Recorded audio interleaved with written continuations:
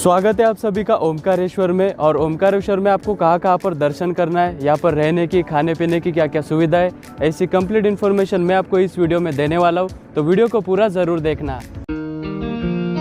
महाकालेश्वर के दर्शन हो जाने के बाद उज्जैन के बस स्टैंड से सुबह की 7 बजे की बस पकड़कर मैं निकल पड़ा ओमकारेश्वर की ओर। अगर आपको उज्जैन से ओमकारेश्वर के लिए बस नहीं मिलती है तो आप इंदौर आकर इंदौर के सरवटे बस स्टैंड से बस ले सकते हैं और बस का किराया 220 रुपया पर पर्सन होता है। और उज्जैन से ओमकारेश्वर 140 किलोमीटर के दूरी पर है और बस आपको 5 से 6 घंटे ब्यूटीफुल नज़ारे दिखाते हुए ओमकारेश्वर बस स्टैंड तक लेकर आती है। और यहाँ से ओमकारेश्वर 1.5 किलोमीटर के दूरी पर है और यहाँ से आप पर पर्सन 10 या 20 रुपए देकर ओमकारेश्वर तक जा सकते हैं ऑटो से। ओमकारेश्वर में आते ही पवित्र नर्मदा मैया के जल में स्नान करने के बाद मैं निकल पड़ा ओमकारेश्वर मंदिर की ओर।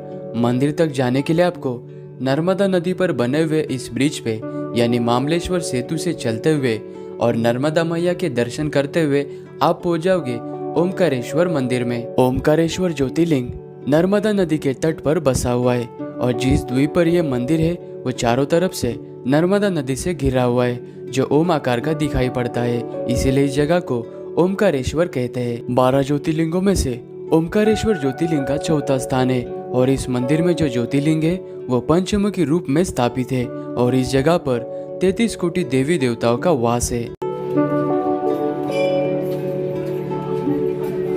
ओमकारेश्वर मंदिर के सामने यानी कि नर्मदा मैया के दक्षिण तट पर मामलेश्वर ज्योतिर्लिंग स्थापित है।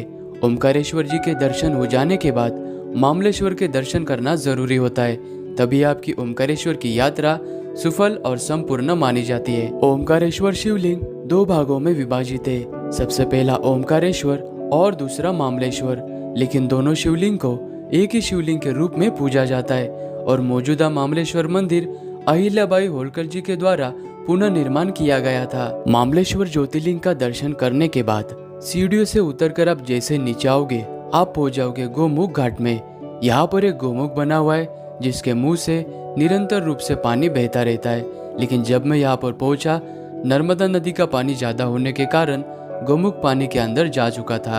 यहाँ पर भी आप दर्शन जरूर करना।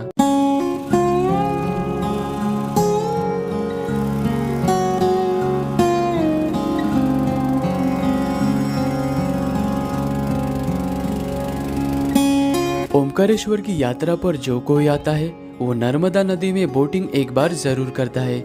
ओमकारेश्वर के गोमुख घाट से आपको बोटिंग मिल जाएगी और बोट वाला 4 से 5 पॉइंट आपको घुमाता है और बोटिंग का पर पर्सन 100 से 200 रुपया लिया जाता है, तो यहाँ पर आकर बोटिंग आप जरूर ट्राई करना।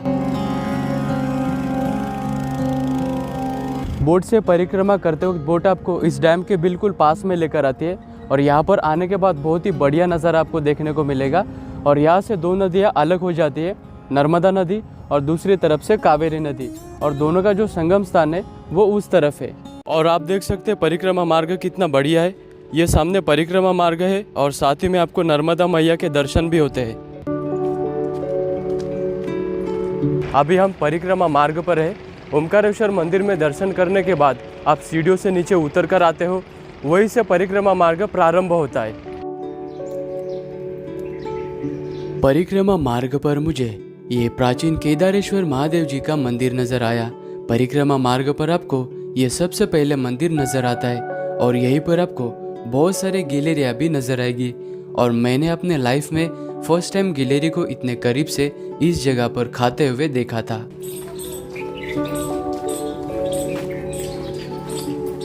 परिक्रमा मार्ग कुल 7 से 8 किलोमीटर का है और इसे आपको तय करने में 1.5 से 2 घंटे का समय लग सकता है। परिक्रमा करते वक्त नर्मदा मैया आपके साथ में ही चलती है और आपकी यात्रा को और भी खूबसूरत बना देती है।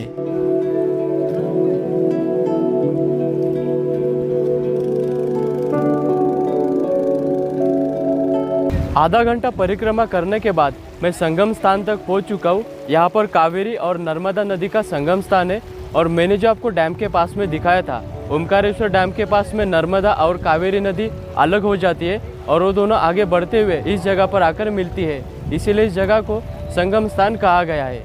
संगम स्थान में दर्शन करने के बाद सीढ़ियों से थोड़ा ऊपर आने के बाद आपको ये ऋणमुक्तेश्वर महादेव जी का प्राचीन मंदिर नजर आएगा।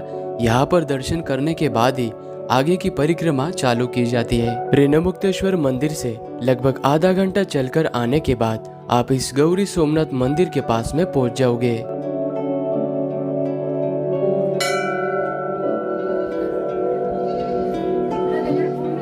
गौरी शंकर मंदिर पांडवकालीन मंदिर है जो 1200 साल से भी पुराना मंदिर है और इस मंदिर के अंदर 6 फुट से भी बड़ा शिवलिंग स्थापित है। इस मंदिर के अंदर टोटल 2 फ्लोर्स है और सीढ़ियों के ऊपर से जाने वाला रास्ता बहुत ही सक्रिय है। और गौरी सोमनाथ मंदिर पौराणिक एशियन टेम्पल है। यहाँ पर आपको नक्काशी काम भी देखने को मिलते हैं और इस मंदिर के पहले मंजिल पर एक शिवलिंग स्थापित है। गौरी सोमनाथ मंदिर में दर्शन करने के बाद 5 मिनट चलते ही आपको ये शिव जी की प्रतिमा नजर आएगी। इस मंदिर में दर्शन करने के बाद अपनी परिक्रमा जारी रखें। परिक्रमा मार्ग पर चलते हुए आपको बहुत सारे पौराणिक मंदिर एवं वास्तुकलाएं नजर आती है। उन्हीं में से एक सबसे खूबसूरत और सबसे अद्भुत मंदिर के पास हम आ चुके हैं, जिसका नाम है सिद्धनाथ मंदिर।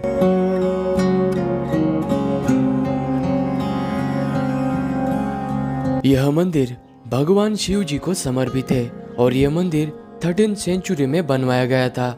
और इस मंदिर तक पहुंचने के बाद आप समझ लेना कि परिक्रमा अभी खत्म होने वाली है, क्योंकि यह मंदिर परिक्रमा के आखिरी छोर पर बना हुआ है।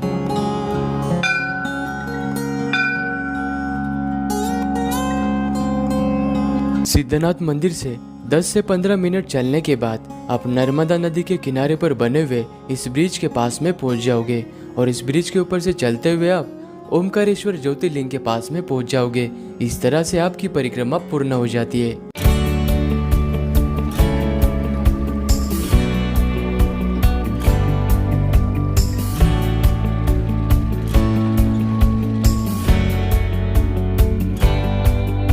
अभी मैं ब्रह्मपुरी घाट पर हूँ और ये ओमकारेश्वर का सबसे बड़ा घाट है और यहाँ पर स्नान करने के लिए बहुत ही बड़ा स्पेस बना हुआ है और सभी यात्रीगण यहाँ से पवित्र स्नान करके ओमकारेश्वर की यात्रा शुरू करते हैं। और यहाँ पर आप देख सकते हैं, देखते ही देखते ये घाट पूरा पानी के अंदर डूब चुका है। जब आप यहाँ पर स्नान कर रहे होगे तो यहाँ पर थोड़ा ध्यान से अपने सेफ्टी का ख्याल जरूर रखना।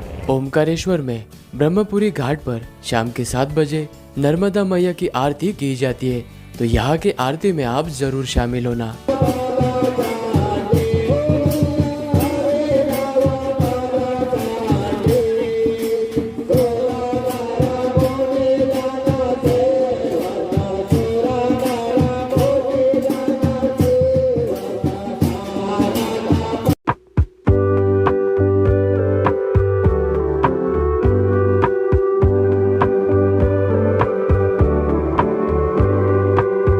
ओमकारेश्वर में आने वाले भक्तों के लिए गजानन महाराज संस्थान की तरफ से सुविधा दी जाती है। यहाँ पर आपको 350 से लेकर 950 तक एसी, नॉन एसी, कूलर इस तरह के रूम दिए जाते हैं और यहीं पर प्रसादालय बना हुआ है। प्रसादालय में ब्रेकफास्ट 10 से लेकर 20 रुपए में मिल जाता है। अगर आप खाना खाना चाहते हैं तो उसकी भी सुविधा यहाँ पर मात्र 40 से लेकर 50 रुपए तक दी जाती है। अगर आप सिंगल पर्सन हो और भक्त निवास में रुकना चाहते हो तो यहाँ पर सिंगल पर्सन के लिए ऐसे डॉर्मेट्री बेड्स बने हुए और इनका चार्ज मात्र 40 रुपए से लेकर 60 रुपए तक है और यहाँ पर लॉकर की भी सुविधा है और इसमें आपको कॉमन वॉशरूम यूज़ करना होता है। सो इस वीडियो को यहीं पर एंड करते हैं। अगर मेरी वीडियो आपको अच्छी लगी तो वीडियो को लाइक करना, चैनल को सब्सक्राइब करना और मिलते हैं आपको नेक्स्ट व्लॉग में।